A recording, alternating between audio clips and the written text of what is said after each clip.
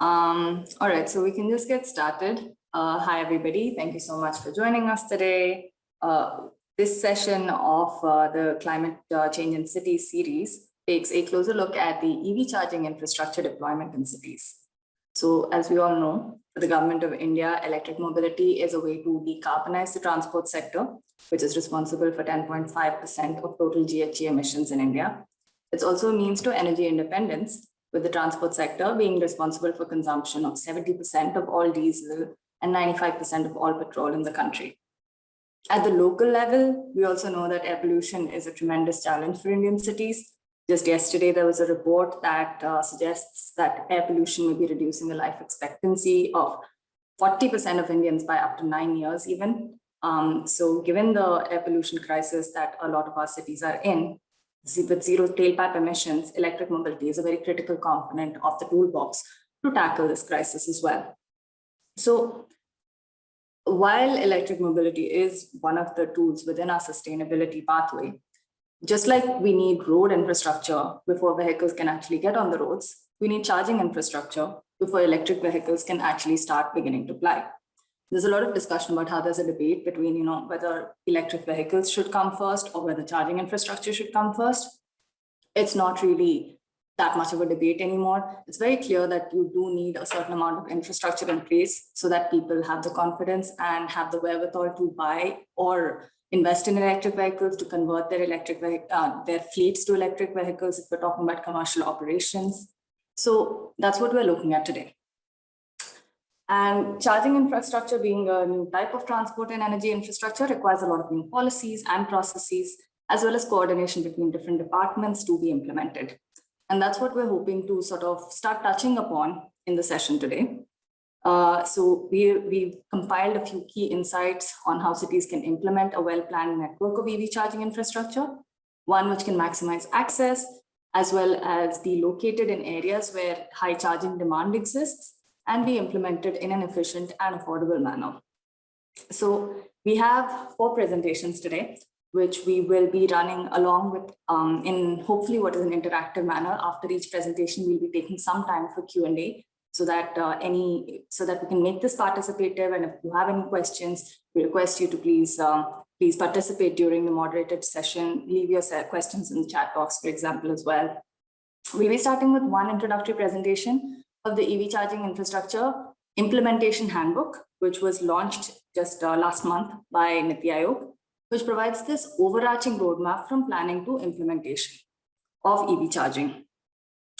I'll be making that presentation. After this, my colleague Rohan from WRI India will then present a methodology for assessing EV charging demand at the city level. So how do you know how much public charging to provide, and how do you plan for upgrading the electrical grid? Then Sushovan from GIZ will be presenting the key highlights of the public charging tender and the private charger empanelment tender that were put out by government agencies in Delhi in terms of actual contractual agreements and the key conditions therein for implementing charging. And finally, Mr. D.V. Ramakrishna Kumar from TS Redco, which is the state nodal agency for charging infrastructure in Telangana, will speak about how they're supporting EV charging implementation in Hyderabad. So that's just a brief overview of what we're covering today. And so I'll just get started. I'm making the first presentation, and just give me a minute to share my screen.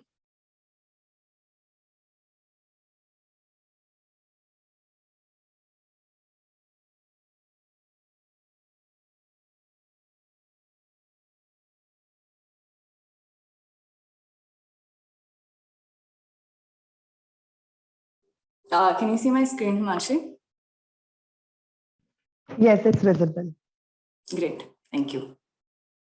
So first off, to begin with, let's talk about what the implementation gap is in EV charging. We know that the government of India has been putting out quite a few policies and guidelines to promote charging. The Ministry of Power has put out charging infrastructure guidelines and standards.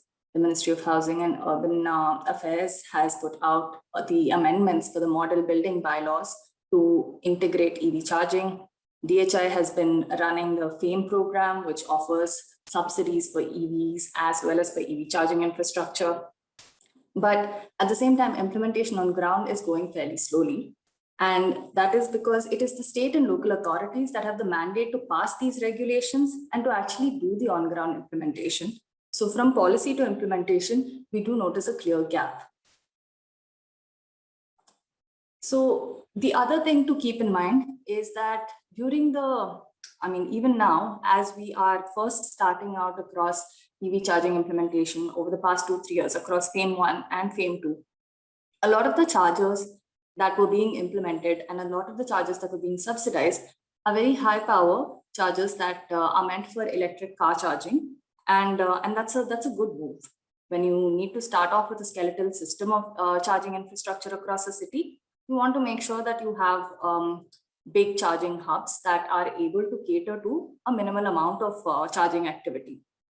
At the same time, when we're thinking about scaling up to the millions of chargers that might be actually needed on ground to be adequate for the entire EV transition, we notice that there's a mismatch. A lot of the vehicles on ground are going to be 2-wheelers and 3-wheelers. And while some of them will be doing part of their charging at home, many of them will also be charging on the streets, or where they don't have parking in their houses, they will depend on public charging. But the high power chargers are sort of not required for such small lightweight vehicles with small battery sizes. So what we're seeing is that there is a mismatch between the major number of vehicles, electric vehicles that will be on ground, and the major types of chargers that are being implemented. While we need the high power chargers, we're not saying those are not needed. At the same time, we do need a distributed, dense network of low power chargers that can be installed and implemented anywhere with low land requirements, as well as low electric supply requirements. And even now, as we speak, BIS, the Bureau of Indian Standards, and the Department of Science and Technology are actually currently framing these standards for lightweight chargers that can fulfill a lot of the charging requirements and be more affordable. So this is what the handbook deals with. This is the handbook that was co-developed by NIUA, Ministry of Power, Department of Science and Technology, and WRI India, with support from other ministries and an advisory group of industry experts. Now, this handbook, the audience is very much the implementing agencies on ground, DISCOMs, local authorities. It provides a step-by-step approach to actually build out the EV charging infrastructure roadmap, right from planning for your charging infrastructure to governing it and coordinating between the different parties governing it, as well as the implementation. I will take you briefly through the 7 chapters of the handbook. It's not possible to provide a complete overview, but the idea is to provide an orienting roadmap so that you can go back and look at the handbook in detail yourselves. The first chapter provides an overview of electric vehicle supply equipment, what AC and DC charging is, what charging modes are, what power ratings are, and what the charging standards are that govern EV charging. At the same time, it also talks about the advantages of low power charge points, which I was just briefly speaking about, which in that they are more cost efficient. They can be implemented anywhere that you have an electricity connection. You don't need heavy electrical infrastructure, and they're more financially viable because they're more affordable and currently, while there is low usage of EV charging, you will get your return on investment faster as an investor in lower power charging points. The second chapter looks at the governance of charging itself. As I was mentioning, charging is not a transport infrastructure, it's not an energy infrastructure, it's a hybrid infrastructure. And what you're going to find is that there are a lot of authorities that are now responsible for its implementation. On ground, so we've actually delineated it into policy making and regulatory authorities and executive and implementing authorities. But on ground, when you look at it, you actually have the DISCOMs who are responsible for providing the power connections. You have the urban local bodies that are responsible for providing access to land and providing access to planning permissions. You have regional transport authorities that actually know where the EVs are coming and where charging is needed. You have many other PSUs and transit agencies and other government bodies who have access to government land that can actually be provided for charging purposes. And you have the state nodal authorities that are now in the position of trying to bring all these folks together. So the idea is that a working group that can be created at the local level for implementation can greatly enhance coordination between these parties and make the charging planning and implementation a lot more seamless. Now that we've talked about what charging infrastructure is and what the governance structure of it could look like, we get into the planning. So chapter 3 looks at setting targets for EV charging. So targets can be two types: access-based or demand-based. Access-based targets essentially say that for every 3 by 3 kilometers, you need to have at least one charge point. Essentially saying that no matter how many EVs are in a given location, you should at least have a basic minimum level of charge points. And demand-based charging targets actually say that, okay, you have high amount of EVs here and EV charging demand here. So let's look at getting more charge points in this area than this other area.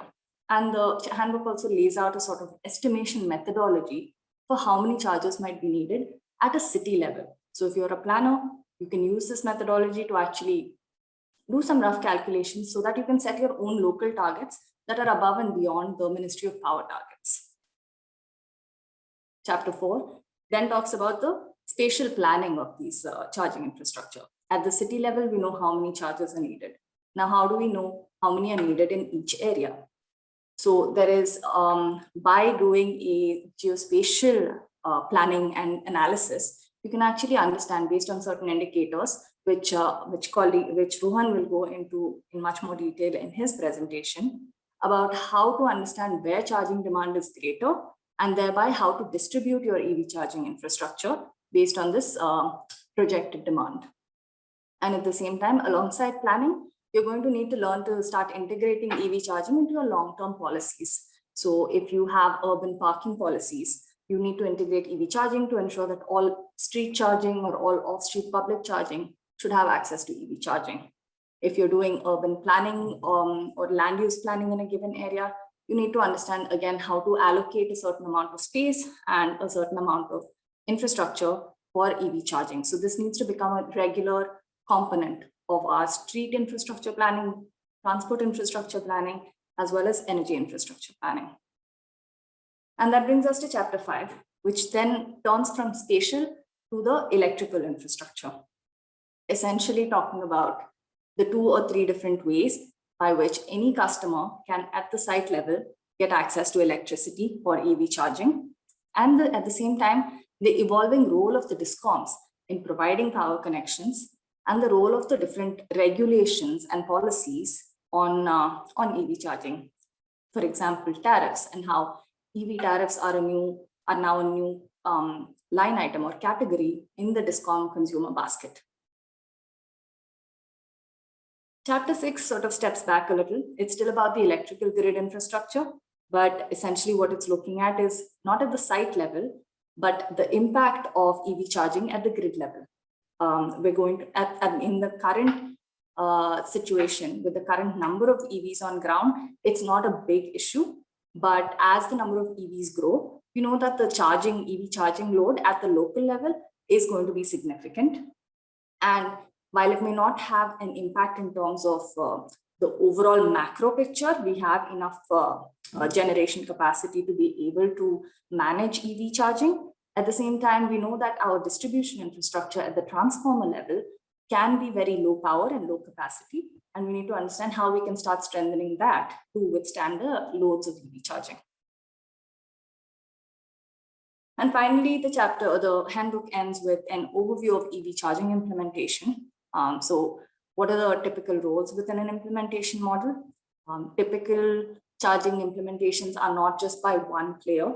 You're going to need to have someone to procure the charging infrastructure, someone to provide the land, someone to provide the electricity, someone to actually come and install the charger and set up the software, and then someone to actually operate it and offer the services to customers.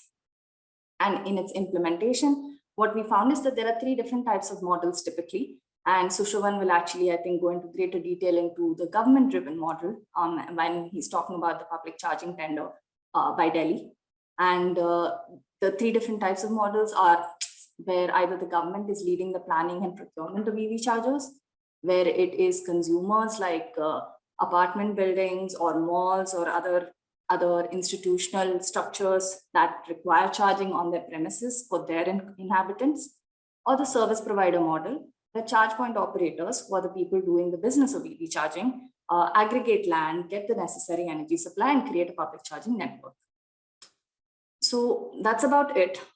This is just, again, as I said, a very brief overview of the handbook itself. And if you have any questions, please do go ahead and reach out and let us know, and go through the handbook if you would like to. I'll stop here, and I'm happy to take about 1 or 2 questions at this stage before we move to the next presentation, if there are any.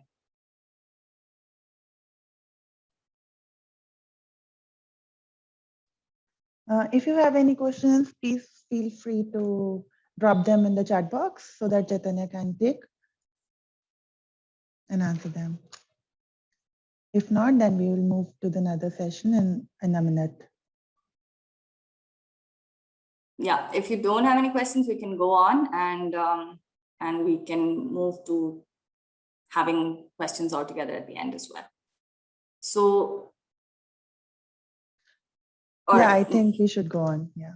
All right, great. So Rohan, I invite you to please present on the energy mapping and EV charging mapping for cities. Sure. Thank you very much, Chaitanya. Good afternoon, everyone. I'll just be speaking about the energy demand mapping and the location of charging infrastructures in cities. So I'll just be sharing my screen.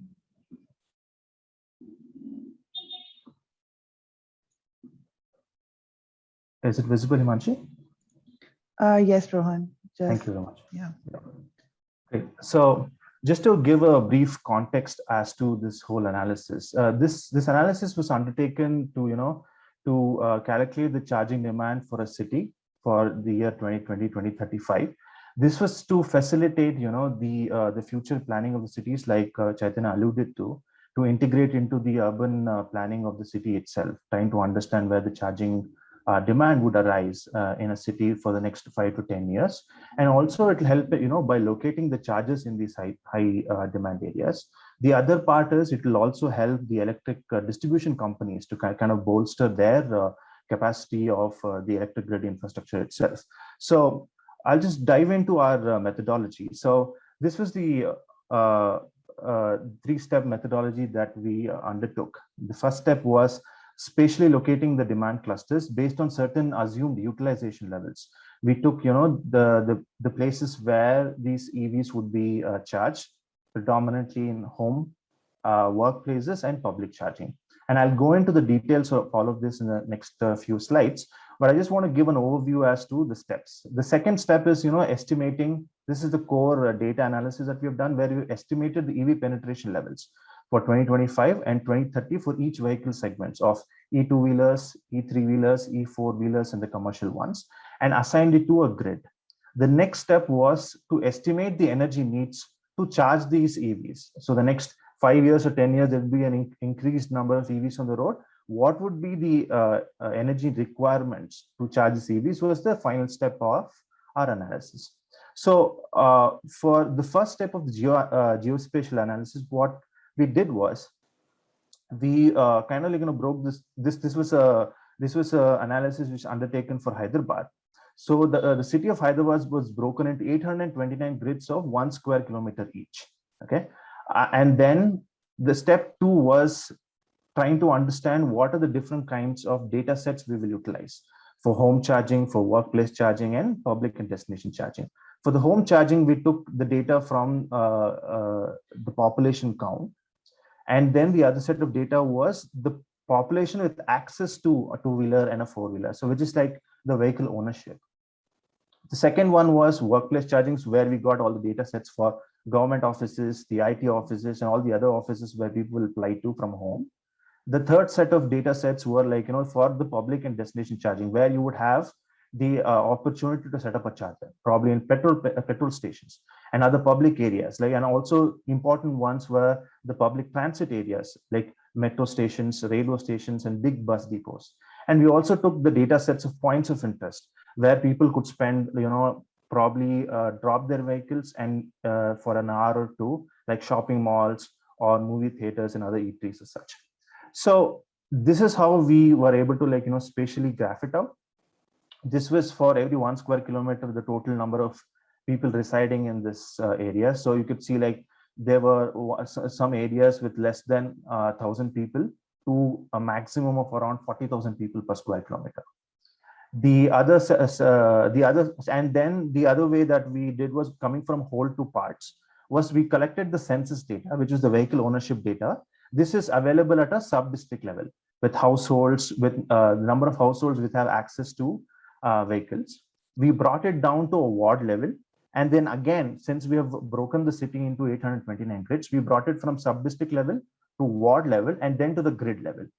For this, we utilized the vehicular growth rate, which is put out by the Road Transport Yearbook by MORTH, Government of India, and also estimations of world population growth from 2011 to 2020.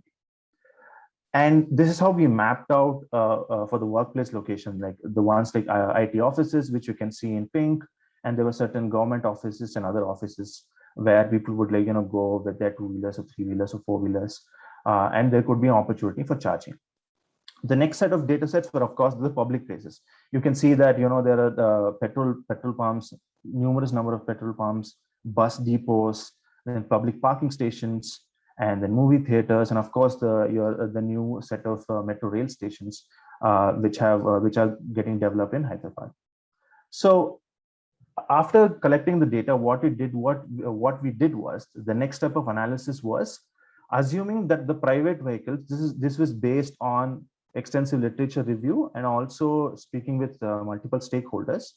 We found that for private vehicles, these vehicles will predominantly charge at home. So that is why what we have done is we have assigned certain weightages. So for home charging, we are assuming something between 60 and 80% of a charging will be done at home. Other 10% of charging will be done at workplaces when the people go to work. And other 10%, the remaining 10% would be done at public areas. So these were the number of data sets that we took into account, like population count, access to private vehicles, petrol stations and metro stations. And then they were provided the subsequent 80%, 10%, and 10% weightages. Then what we did was these are the absolute value on each of these grid cells. So for example, that grid 134, the population for 1 square kilometer was 19,317. But in some areas, it could be 786, 2,500, going up to 45,600. So what we wanted to do is we wanted to normalize these numbers, because some areas there would be very high numbers, some there would be very low numbers. So there could be an extenuating numbers, which would actually throw the data analytic out of the range. So what we did was we normalized this value using a min-max normalization technique and brought all of them between 0 and 1. This was done for all the different data points, like number of offices in a grid, petrol stations, and so forth. After normalizing this, we multiplied with the weightages of that's 80%, 10%, 10%. With that, we would get the final demand score for each of this grid. And then this was then, spatially located. Then you can see that in some areas, the scores were 0.05 to 0.5. This was this is for the E2-wheelers, the demand weightages for each of these grids. This was also done for private vehicles. For the commercial vehicles, we assumed that the charging will predominantly be done in public. So the home and the workplace charging was not taken into account. All the weightages was provided to only the public data sets, like the petrol stations, metro stations, railway stations, and so forth. And following the same methodology, absolute values were then normalized, and then 100% of them were utilized to multiply with weightages, and the same spatial location was done. So you can see that while in the previous one, it was in the southern part, you could see the certain more demand, probably because of more population. Here, since we have taken only public data sets, the number of demand clusters for E3-wheelers or the commercial vehicles have slightly shifted. The next part of the analysis was trying to understand how many EVs would be there in 2025 and 2030. And for this, what we did was we broke it into different electric vehicle segments of E2-wheelers and E4-wheelers, which are private, and then E3-wheelers and E4-wheelers, which are commercial. Again, the vehicle growth rate was taken from, the Road Transport Yearbook, the computed annual growth rate. And we did again an analysis based on certain numbers from NITI Aayog, KPMG, and WRI analysis, and we found that there would be 10% penetration rate of private e-two-wheelers by 2025, and 35% of every 100 vehicles sold would be EVs, and similarly 3%, 15% for four-wheelers, and commercially e3-wheelers. We found out that the penetration could be as high as 40% in 25 and 70% of 2030. So based on this number and the penetration level, we calculated the number of EVs there would be by 2025 and 2030. And then e2-wheelers, we foresee that there could be close to 2 lakhs, and 14 lakhs of e2-wheelers would be there by 2030, and 42,000 of e3-wheelers and 1.6 by 2030. And then we did an analysis of how much energy needs would be required for all of these different segments. So currently, there'll be the battery capacity of e2-wheelers around 2.5 kilowatt hour, and for e2-wheelers it's 30.2.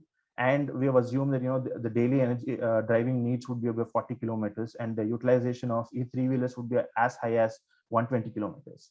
So having these data and trying to understand what will be the daily energy needs that we have done by battery capacity, by the amount of time it will take for the battery to be discharged. So we are assuming e2-wheelers, the amount would be like 2 days based on the daily driving needs and the range of the battery itself. And for commercial e4-wheelers, you're assuming it will be around 1.81 days. So the total energy needs was calculated for each of these segments, for the e2-wheelers and the commercial ones. Then the next step was calculating the total daily energy needs. So what we did was, based on the number of EVs we have for 2025 and 2030 and the total energy required for home charging, workplace charging, public charging, we calculated how much would be required for the entire city. So because the numbers of like 45,000 and requirement of 4.7 kilowatt, the total energy needs was calculated for 2025 and 2030. But this was the energy required for all of the entire city. Now we wanted to bring it down to a granular level, since it was divided into 829 individual grids. What we did was, we brought all of these from a top to the granular level of each of these 1x1 square kilometer grids. So what we did was, we took the weighted score of each of these home charging, public charging, and workplace charging, and then tabulated the total weight of all of these grids, and the relative strength of the weights per each home charging score was then multiplied by the total daily energy required of the whole of the city, and then the daily energy need per grid was tabulated. So for example, you can see that if the weighted score was around 0.36 and the total daily energy need was around 2.09 2 lakh kilowatt, calculating the relative strength of this grid at 440, it would require in 2025 up to 744 kilowatts. This was done for all the 829 individual grids, and this is how it was spatially located. So it looks. So the total daily energy needs for 2025 was like this. You could see that in some of those central business districts of Hyderabad, the energy requirement could be as high as 9,000 kilowatt. This was taken into account the 3 different layers of home, workplace, and public charge. This is the total daily energy needs. And for 2030, you could see that because of higher penetration, these business districts and across the city, the energy requirement could go as high as 36,000 kilowatt. The other part of how this energy demand calculation could be utilized is this is just one example of how much energy would be required only for public charging. So you could see that by 2030, for public charging, if you were to institute a public charger in areas, as I said, again, the central business district could see something around 15,000 kilowatt and 26,000 kilowatt. This would help the urban planning authorities of Telangana or Hyderabad to ascertain where the most number of chargers have to be instituted. And it will also help distribution companies to understand whether their distribution transformers and the electric grid capacity has to be bolstered. Are there energy requirement? So in the next 5 to 10 years, do the energy required fall within the threshold, or with the infrastructure have to be improved? So this kind of analysis will provide authorities with of foreseeing what kind of policy and also kind of technical assistance that the city needs to improve its charging infrastructure. So this is the whole analysis that we have undertaken. I'll stop here, and please, if you have any questions, do raise it. Thank you very much.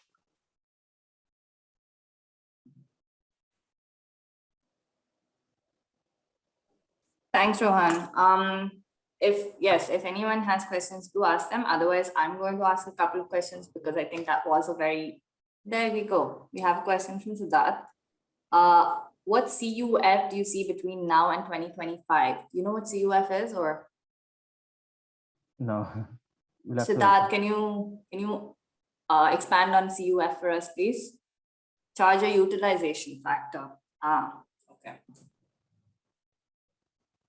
Rohan. Yeah, I think we had done around 40 to 50%, I think, Chaitanya. We'd started with a lower end of 15%, and we've done a couple of assessments for 25 and 30% as well. So we don't expect it to go beyond that at this point, Siddharth.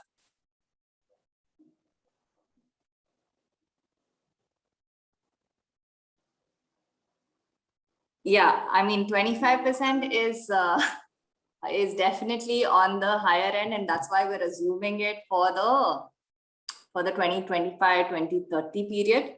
Right now, it is definitely around 7 to 8%. And some of when you're doing the business model calculation, your sort of low end starts at around 5% and goes up to 25%.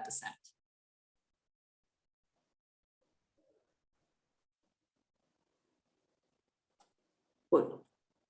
One more question on the methodology, that if you want WRI to conduct a similar assessment for our city. Rohan. Sure. I mean, sure. We could do that. I think we are actually trying to replicate this framework. We started with Hyderabad, and we're also looking at replicating this to other cities. I think we have earmarked cities with greater than 4 million population currently. We have some cities in Maharashtra, a couple in Karnataka. We could definitely foresee doing one for Aurangabad also. Sure. We'll be in touch, Aditya. Thank you for raising the query. On the methodology itself, how easy is it with respect to the data collection, Rohan? I think given that we have a lot of smart cities and city officials here, I think it might be useful for them to understand some of the sources and other issues, data issues we might find. Sure. Yeah. So I think data is of course, it's one of the key elements of this analysis, and we have tried to get as much as in an open portal. I think Telangana had for the registration numbers, they had an open Hyderabad portal, and we were able to get it. But some of those key data elements, the census data, some of the data is still from 2011, the household data and the access to two-wheelers from 2011, and we have taken certain numbers and brought it 2020, 2021 numbers. So if you were to get those kind of numbers, updated numbers, that would be great. And one of the other two critical elements, which going forward, which are other two critical elements that we would love to have to make this framework even more robust, is one is the socioeconomic factors, of median income.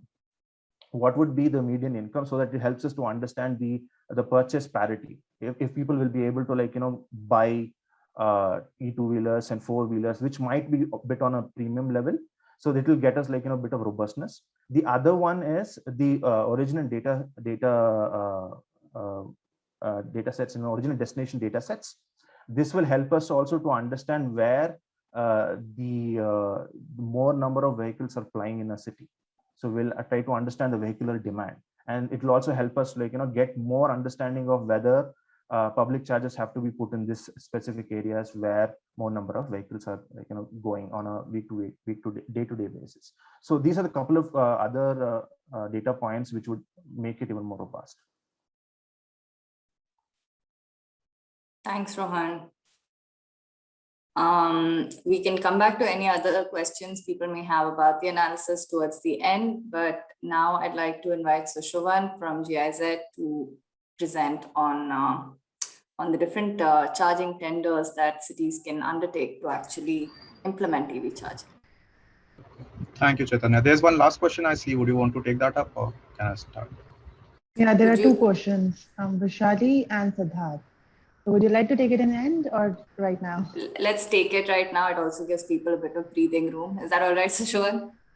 Yeah, sure. No problem. Alright. Rohan, one is, what is the rationale behind taking more weightage to residential charging over charging at public places? Yeah, sure. So based on the assessment, and we've also had spoken to stakeholders, and currently most of them feel that the biggest impetus in the EV market now has been the e-two-wheelers, right? The e-two-wheelers have taken a bit bigger penetration in the market, and we found out, and based on I think one of the surveys also which were done, we found that more number of people are wanting to would rather charge at home, especially with the e-two-wheelers, would rather charge at home than go to a public depot sort, right? So that was one of the reasons why we took higher weightages. And also, I mean, this is not, there's also a range, right? So currently we're taking 60 to 80% based on the higher penetration we see over time of e3-wheelers, which we think will increase over the next years. We can change the weightages more to the public domain also. So that shift can happen. But for now, based on certain research and talking to stakeholders, we feel that more number of people, more customers are a bit more confident of just charging at home. So yeah, that's the rationale for private charging over public charging. Thank you. There are a couple of other questions, but I think we can answer them in chat. They're fairly straightforward. So over to you, Sushovan. Sure. Thank you, Chaitanya. Let me share my screen. So with WRI team giving a overview around how charger planning needs to be done, I will give you a small snapshot of how Delhi government prepared its two tender documents. One is the public and the battery swapping tender, and another is the private charging tender. And firstly, from GIZ side, we are happy to be part of designing the tender along with government of Delhi, and to be more specific, DDCD in designing this tender. So taking forward the key highlights from the public and the private charging tender, we'll take both together. First, the public and the battery swapping tender, mostly the tender was about establishing EV chargers at various locations. Around 100 locations have been identified under various location packages from A to J across NCT of Delhi. The nodal agency for this complete tender is Delhi Transport Limited, and you will find the tender dated 17th March 2021. The link has been provided here. I'm sure WRA team would be sharing the presentations. You will be able to get the complete link, the complete document through this link, as well as the private charging tender. The second is the private charging tender. This is basically for RFS document for selection of bidders for empanelment of players who can act as private charging infrastructure providers in NCT of Delhi. The nodal agency for this is a DISCOM, that is BSES Rajdhani Power Limited. The date of notification was around 14th July 2021. Same, the link is provided. The objective of designing the public charging tender was mostly to design a holistic charging network across Delhi, and a bit more specific for two-wheelers and three-wheelers, because the type of chargers that you see for which subsidy is being given is mostly the slow chargers, but higher powered chargers of capacity 22 kilowatt have also been considered in this. The rationale for designing the private charging tender was to design a single window mechanism under which any consumer can reach out through a portal for deployment of chargers within their own area of operations or in their own residential area. So these were the objectives. If we go through next, the operating model for public charging and the battery swapping tender, the operating model is Government of Delhi has identified around 100 locations for deployment of chargers. On these pre-designated areas, the concessionaire is allowed to install, operate, and maintain EV chargers, and no additional other commercial activity other than EV charging is allowed in these areas. Upon the end of the lease period, which is for 60 months and extendable to 24 months, the concessionaire will be allowed to take up the ownership of these charging infrastructure assets after they get an NOC from the landowning agency and the DISCOM. If I talk the similar thing for the private charging tender, there are two types of models that have been identified for the private charging tender. A CAPEX model, in which it's an upfront payment to the empaneled agency, which includes annual maintenance contract of 3 years. A subscription model is more, you can say, like a RESCO model that we have in solar, in which the empaneled agency will deploy, install, and maintain the chargers at your given area, but then you would be paying up an equal monthly installment, which is around a subscription fee, back to the empaneled agency. The subscription fee would also include your AMC, that is annual maintenance contract, as well as OMC, that is operations and maintenance contract, for 3 years. But for you to be able to get into a subscription model, you need to have a minimum of 10 EV charging points that are to be procured from the empaneled agency. The operating period, as I said, for public and battery swapping tender, the validity of the concessional lease agreement would be for 60 months, which is further extendable to 24 months.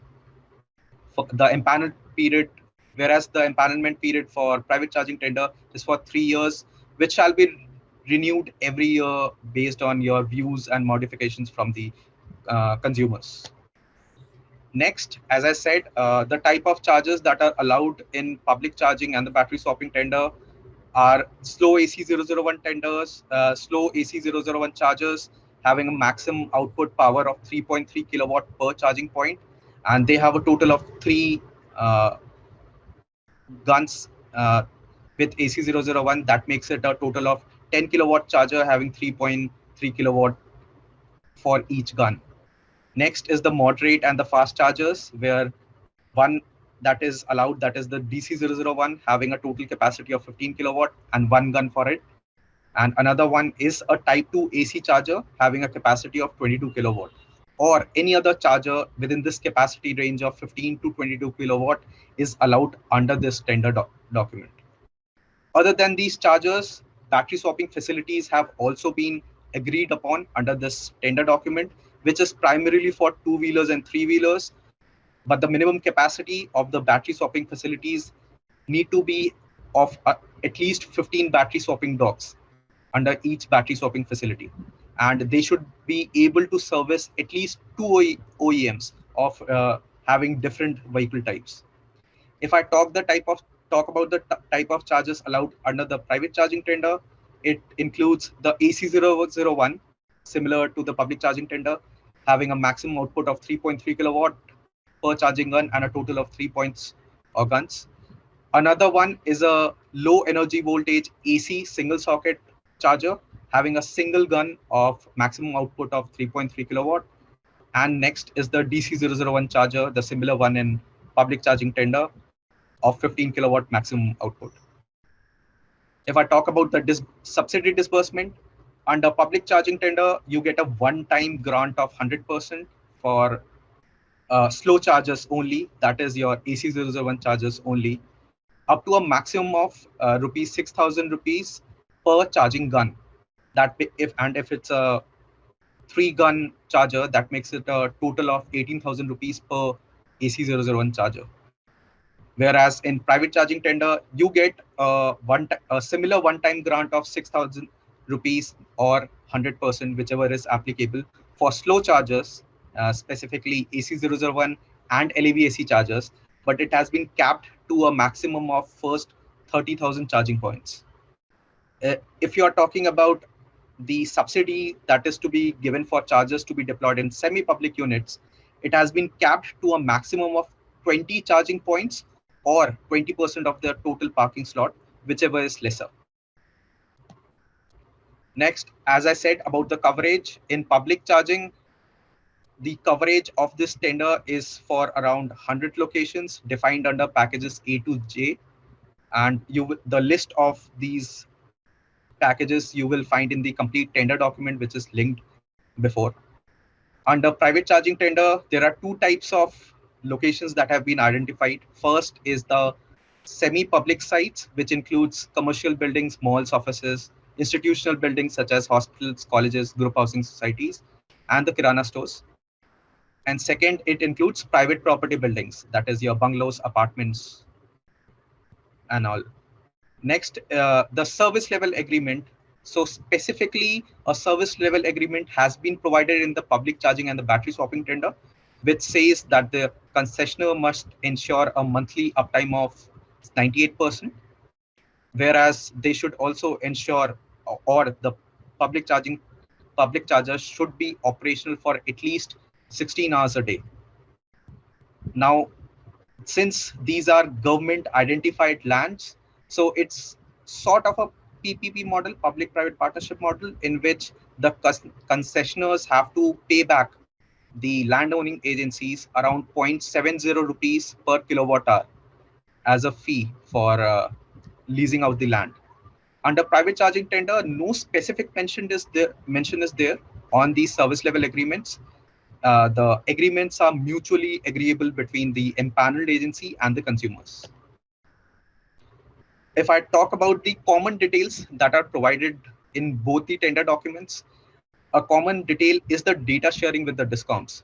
So the chargers must be able to provide the following data points to the discoms on a regular basis, which includes data points such as peak hours of charging, real-time power consumption, session start stop, instantaneous current flow, and the various details that are given here.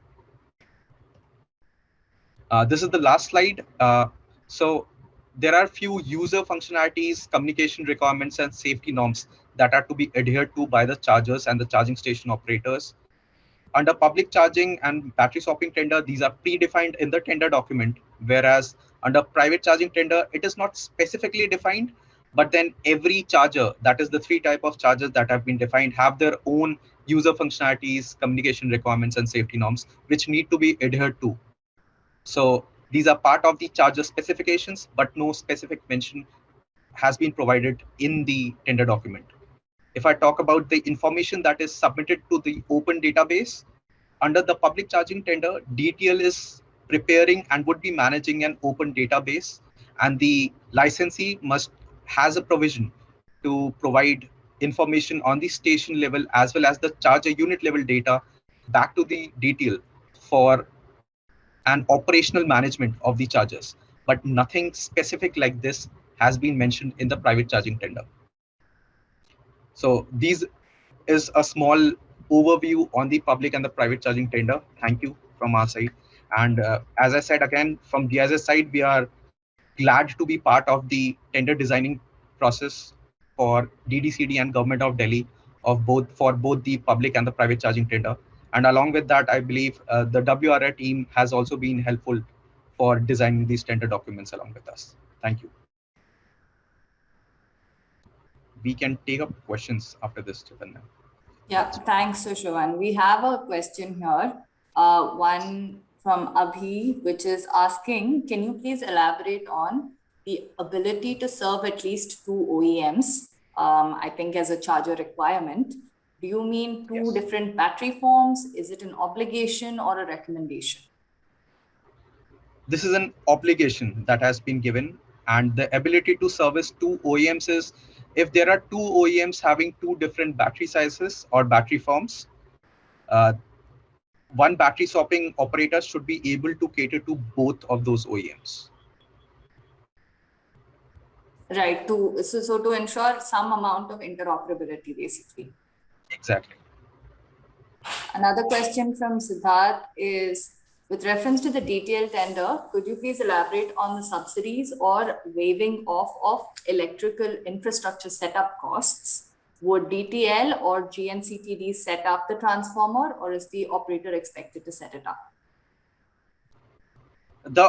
It is completely depend upon the DISCOM's supply grid code. If it is within the limits, of course, DISCOM would be providing you the infrastructure. If it is not, you will have to set up your own infrastructure. On the subsidies, the subsidy is on the cost of the charger. And on the cost of the charger, 6,000 rupees per charging gun is being provided. If just taking an example, if we are assuming an AC001 charger having 3 guns, each of 3.3 kilowatt, and the cost of that charger is say 50,000 rupees. So you will be getting a subsidy of 6,000 rupees into per gun. That is 3 guns. That is 18,000 rupees subsidy is what you would be getting for it. The Additionally, subsidy for additional infrastructure is not being given. right. I think from whatever I remember of the tender, though, each site will be provided 100 kilowatts of power for the Yes. operator. So, I mean, whatever Yes. infrastructure is required in that will be included. But essentially, they're providing a plug-and-play site of 100 kilowatts. If you require more power than that, then you're going to have to set it up yourself. Set it up yourself. How will another audience member is asking, how will issues of illegal parking obstructing access to the charger be dealt with realistically? This is a very good question, but I guess this has not been dealt with in the tender document per se, very specifically. So I believe this is completely on the charging infrastructure operators who would be operating those chargers, rather than agreement that has been specifically kept as part of this tender. Yeah, and that's why I think a lot of the discussion around spatial planning requires good urban parking policies. You want to ensure that you are providing these sites where there is organized parking. And as far as the DPL tender is concerned, that is the case. But at the same time, even then, even in organized parking, you find people parking quite illegally or in an obstructionist manner. And so better regulation of parking and enforcement of parking rules is going to be pretty critical if we're talking about public charging infrastructure provision, because chargers are going to be linked to parking. Exactly. One question from me, Sushovan, and that again might be illuminating for the city officials here, is what is the purpose the private charging tender is serving? As in, what is it making easier, this empanelment? What do you see as the purpose of it, and why might cities want to take it up or discoms want to take it up?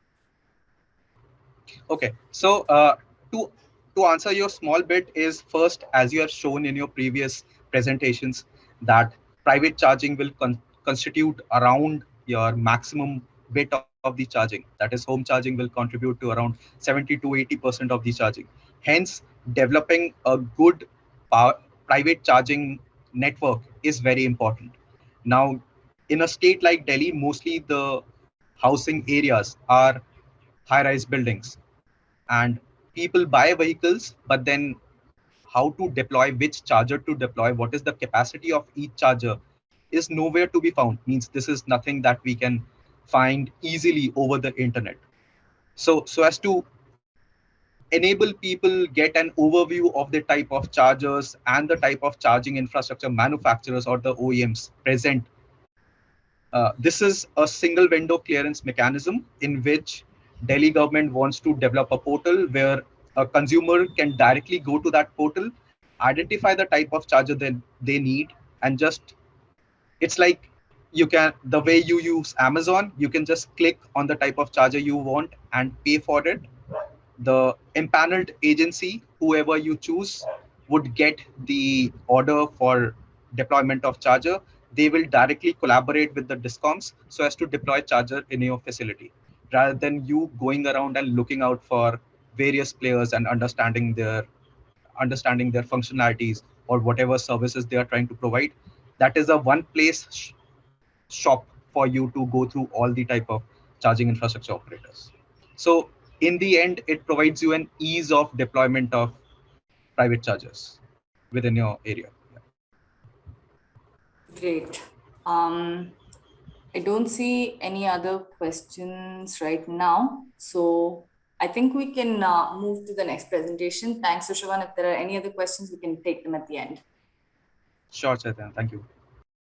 Now I'd like to welcome Mr. Ramkrishna, who is the project director at TS Redco, which is the Telangana State Renewable Energy Development Corporation, which is the state nodal authority for EV charging and electric vehicle deployment in Telangana and Hyderabad.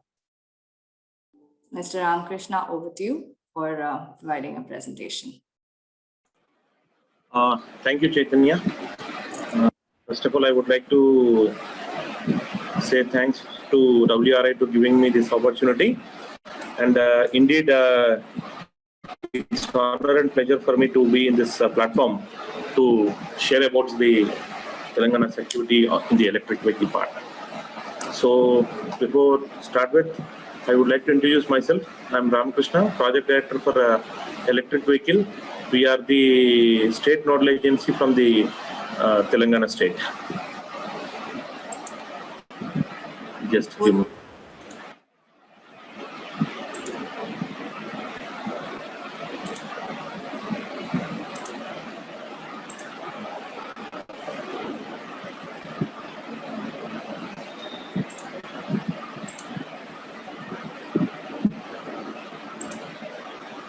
I hope everybody can see my screen, right? Yeah. Yeah.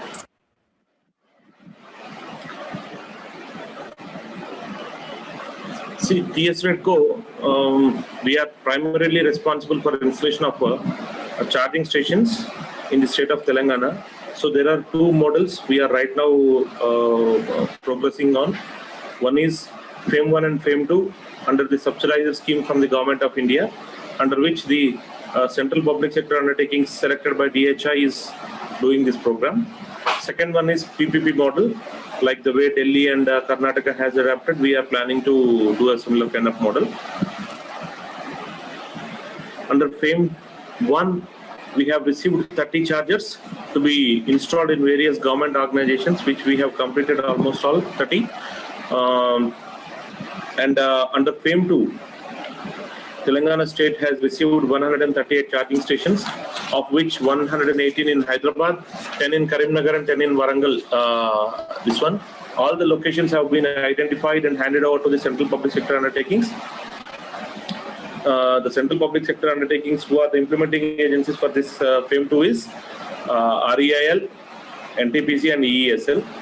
So we have selected totally 230 locations and handed over to these three implementing agencies to shortlist the suitable locations based on the requirements.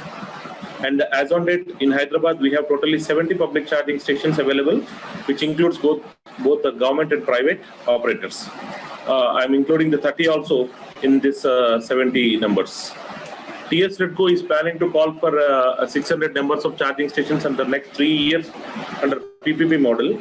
And in this, we are closely working with WRI and Administrative Staff College of India in identifying the locations and citing the suitable locations, not only in Hyderabad. This we wanted to do it in entire Telangana state, primarily identifying the suitable highways and ensuring that this model is spread across the state.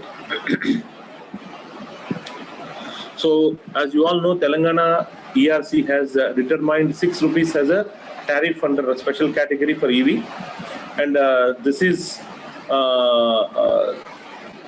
got its own advantages. Like none of the other states have done it. We have introduced the TOD in EV segment.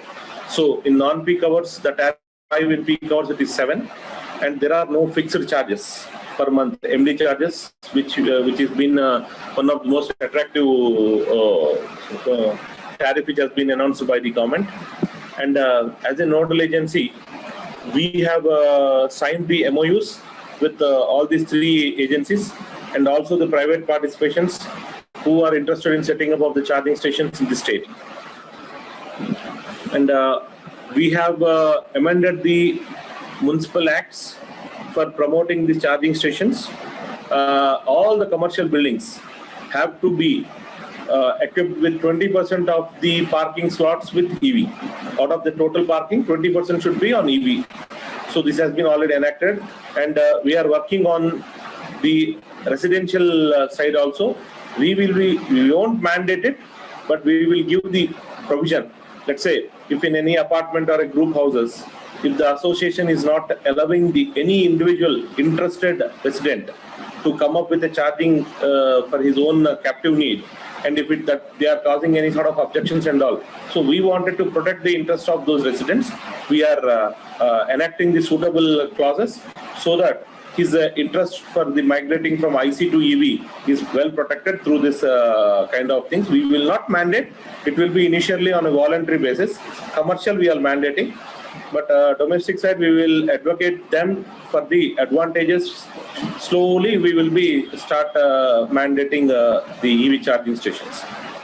All the locations which we have identified are basically the urban local body areas.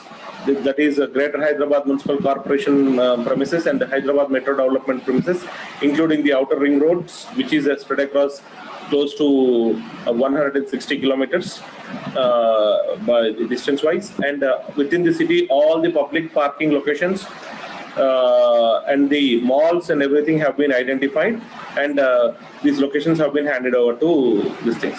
So urban local bodies, that is Municipal and Urban Development, Energy Department, that is TS Redco, and the Industries Department, who has given the policy, and the Transport Department, we have formed as a steering committee in the state, and the steering committee will be monitoring the progress of the policy implementation in the state from time to time. And under the policy, we have given certain subsidies from the demand side and the supply side. Suppose if the demand side, the subsidies have exhausted, so the steering committee will take the suitable steps to ensure that the numbers are enhanced. We will make the recommendation to the government for enhancing the numbers. So this is how the policy implementation and the charging stations implementation is happening in the state. Then we are also coming up with the swapping stations in the state. For the retrofitment of the autos, we are coming up with a policy under which the swapping stations also will be encouraged, and the swapping stations and the charging stations both will be available in the upcoming 600 charging stations, which we are trying to call for on PPP model. You all know we have total 5 protocols for fast, moderate, and slow.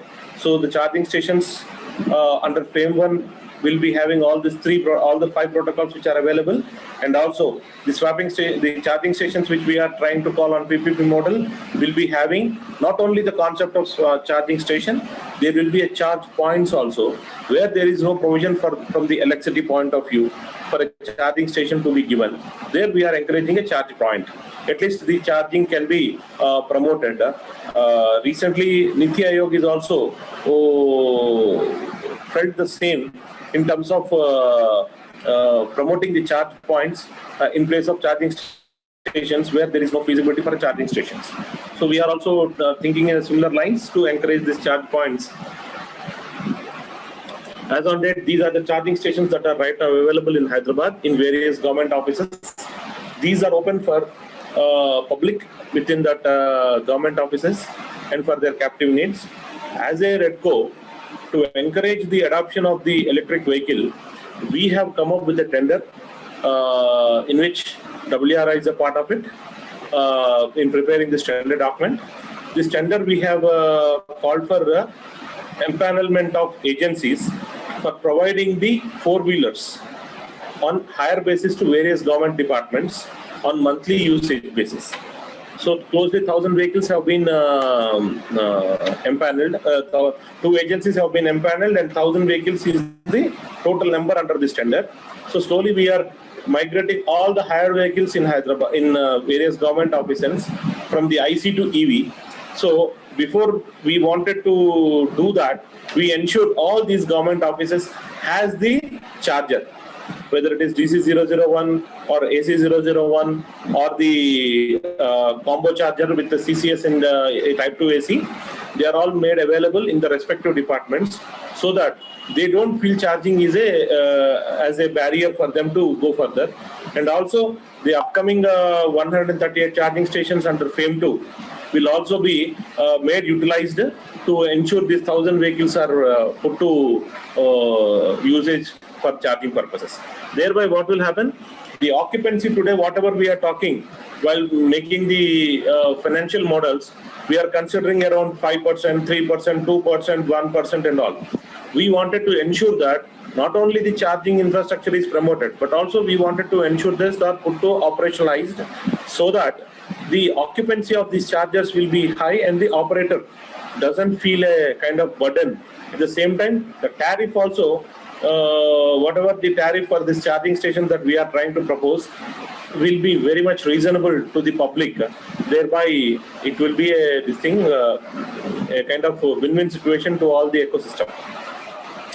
We are almost all concluded about the cost of service to be determined under FAME 2 in Telangana. So mostly by next week or so, we will be submitting our proposals to the ERC for determination of the cost of service, cap on the cost of service. And in this state, we are trying to see that the charging infrastructure picks up as a business model in the true sense, just not for the sake of implementation wise, but we wanted to see that the returns also be there, either it is the central public sector agencies or the private participations. Then when this system comes into a true economic sense, automatically the business expands, the charging stations will come up, thereby we will really go for electric. These are the charging stations which are available for our buses. Right now, 40 buses are plying in Hyderabad. Under FAME 2, Rajasthan Electronic Instruments Limited have been given totally 57 charging stations, 37 in Hyderabad, 10 in Karimnagar, 10 in Warangal. NTPC 32 in Hyderabad, Energy Efficiency Services Limited 49. These are the charging stations, and we have completed the siting of the locations. And you all know, majorly all are under category A. Very few are, maybe around 5 to 6 are in category B. And all the surveys have been majorly completed for these locations. And as a first lot of chargers from the under FAME 2, they are expected to reach Hyderabad end of this month. So we will be starting the construction of these charging stations by first week of October. We have already signed the MOUs with all the agencies, implementing agencies. TS Redco will support them by partnering for doing the maintenance activities for the promotion of these electric vehicle charging stations.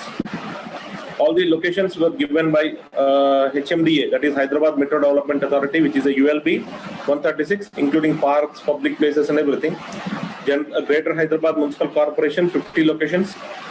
Southern Discom given 54, Northern Discom given 45. With the support of WRI, we have done this siting. So this is how the charging stations, which is going to be spread across in the state. This is not finalized, this is almost 90%, but at the time of construction, we will try to see that the alignment, if we want to change it, we will change from the usage point of view, based on the traffic data. So this was done post, pre to COVID scenario.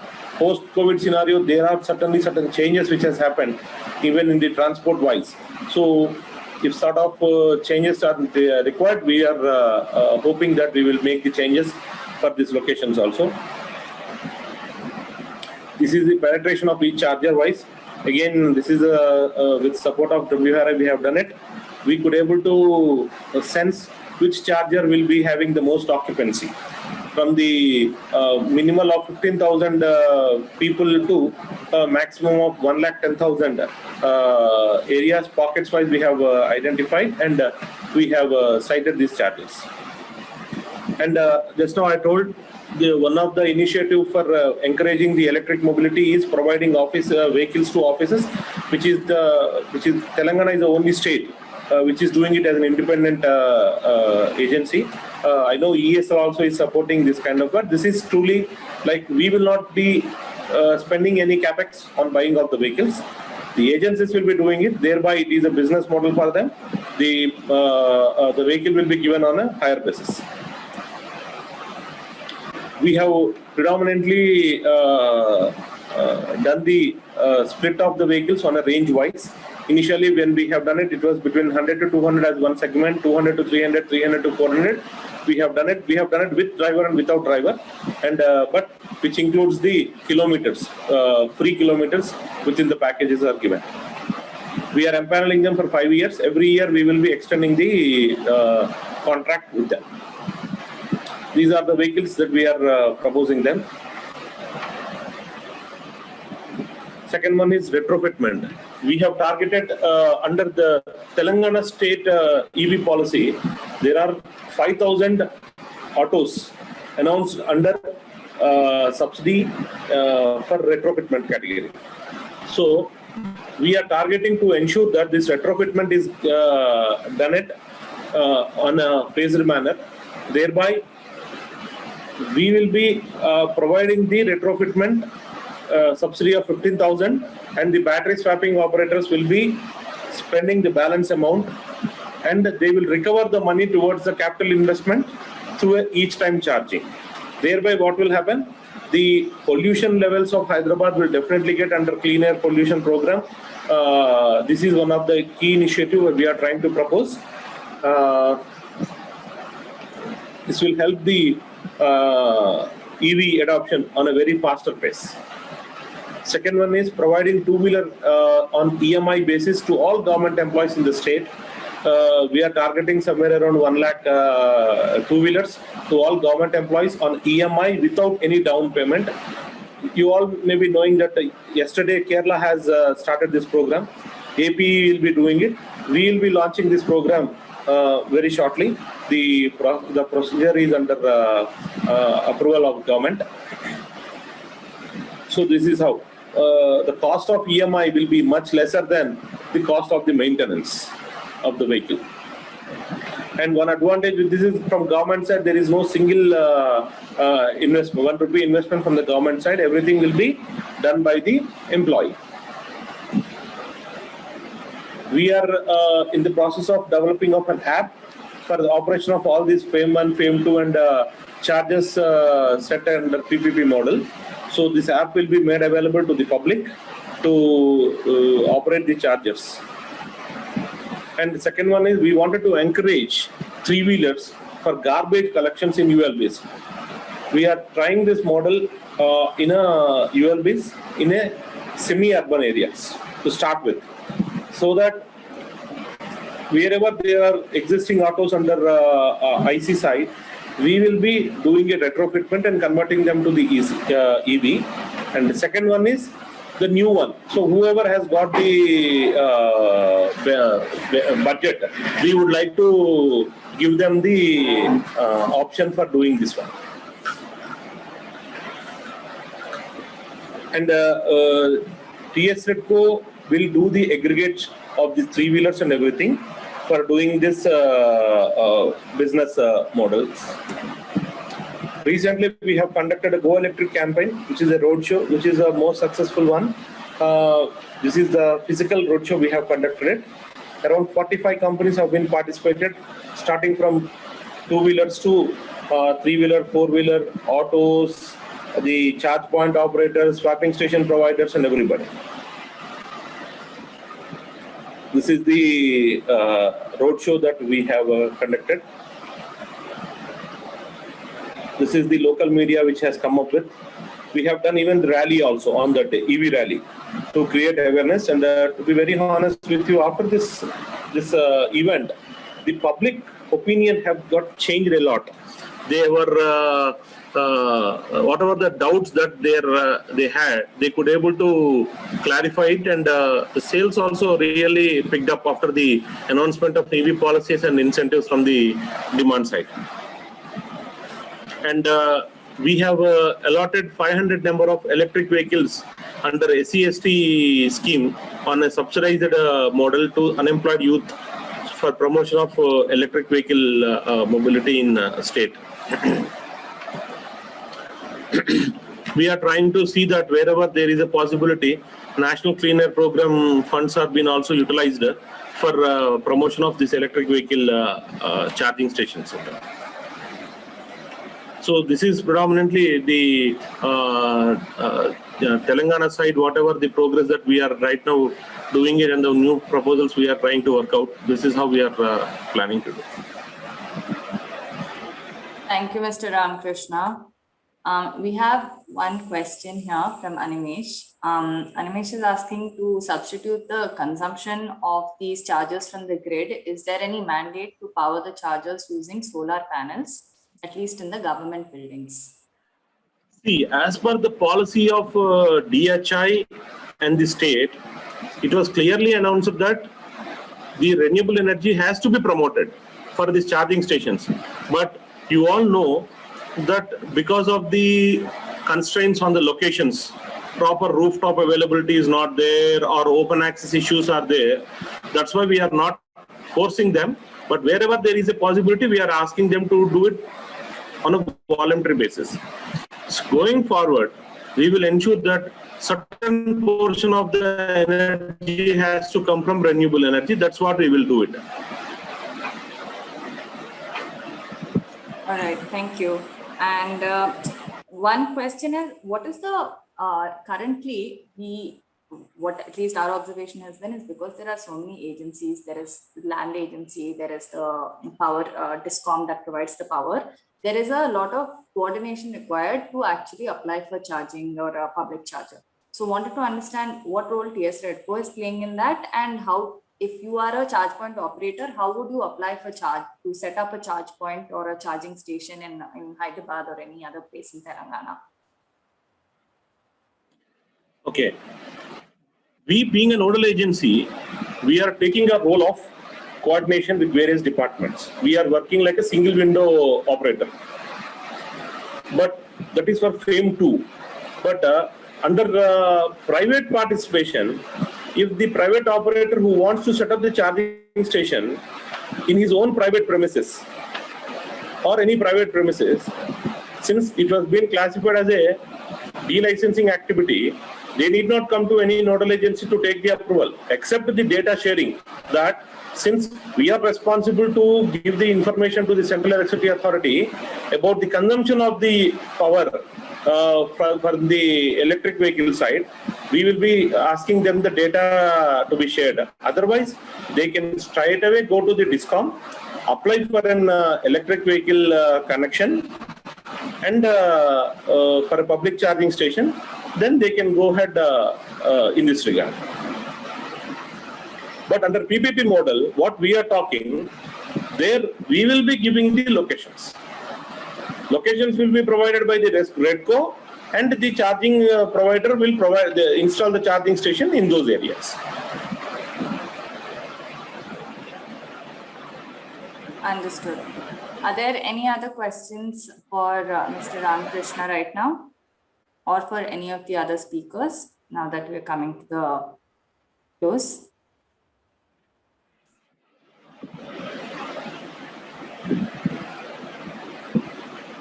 I think, yeah, so thank you, speakers. I think we don't have any further questions. So before handing over to Manjari to close the session from NIUA side, I will just request everyone also to know that the next session of the Climate Change and Cities series will be taking place on 9th September on mitigation of GHG emissions, the self-assessment tool, and a training session. So now I'd like to hand over to Manjari to conduct the closing for the session. Thank you. Thank you, everyone.